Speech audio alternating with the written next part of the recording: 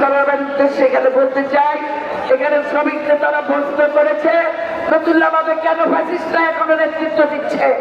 আমরা নতুল্লাবাদ থেকে পরিসরের যতগুলো বাস স্ট্যান্ড আছে, যতগুলো পোর্টপোর্টের কোনো ব্যবসা থেকে থাকলে সিটি কর্পোরেশনের অন্তর্ভুক্ত থাকা সত্ত্বেও জীবনে একদিন আমি কোনো জায়গায় যাইনি।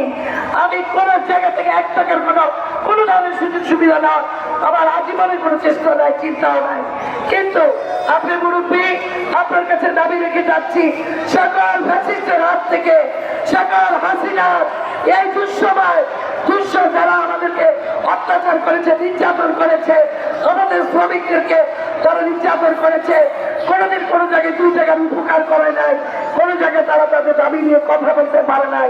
সেই চেয়ারে, সেই জায়গায় হাসিনার কোনো বছর থাকতে পারবে না, পারবে না, পারবে না।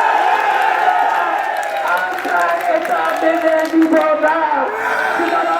যারা এগুলোর সাথে জড়িত আছেন, অটো ব্যবসা বলেন, বাণিজ্য ব্যবসা বলেন, যত ব্যবসা, রিক্সা শ্রমিক, আমাদের শ্রমিক দলের মধ্যে ভাগ করে দিতে হবে। তারা এগুলো নেতৃত্ব দিবে, তাদের মাধ্যমে এগুলো নেতৃত্বে আসুক।